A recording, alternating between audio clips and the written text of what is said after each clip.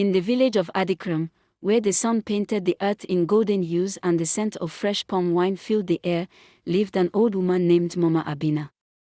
She was known for her wisdom, her deep laughter, and the way she could mend broken hearts with just a few words.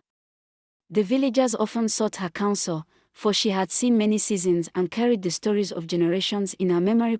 One day, a young man named Kwame returned to Adukrom after years in the city. He arrived in a sleek car, dressed in fine clothes, his wrist heavy with gold. Kwame had made a fortune as a businessman, and he carried himself with the pride of a man who believed he had conquered the world. As he walked through the village, he scoffed at the thatched roofs, the barefoot children, and the farmers bent over their crops. "This place is stuck in the past," he muttered. When he reached the village square, he saw Mama Abena sitting under the great odum tree, shelling groundnuts. She smiled at him, her eyes twinkling. "Oh, Kwame, you have returned. The village welcomes you." Kwame barely glanced at her. "Mama, you people need to wake up. Look at how you live, no electricity, no running water. I could change all this if you let me." Mama Abena chuckled. "And what would you change first, my son?" "I'd tear down these huts and build modern houses. I'd bring investors. I'd make Adukrom a place people envy." The old woman nodded slowly. "That is a fine dream. But tell me, Kwame, when you were a boy, did you not climb that very tree?" She pointed to the odum tree towering above them. Kwame frowned. "What does that have to do with anything?" Mama Abena smiled. "That tree has stood for 100 years. It has given us shade, medicine, and a place for children to play. If you cut it down, what will replace it?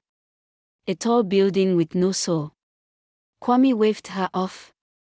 "You don't understand progress, Mama." She leaned forward.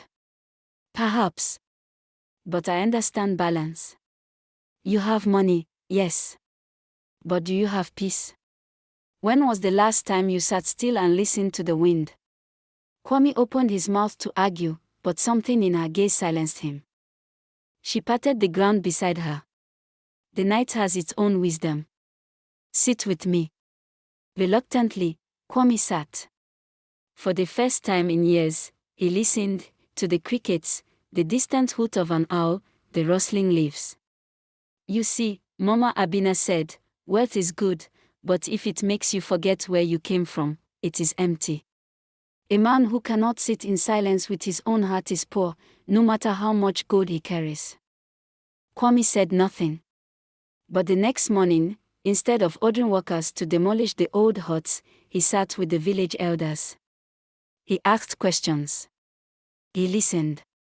Months later, Adukrom did change, but not in the way Kwame had first imagined.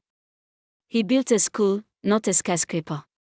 He installed solar panels, but left the odum tree standing.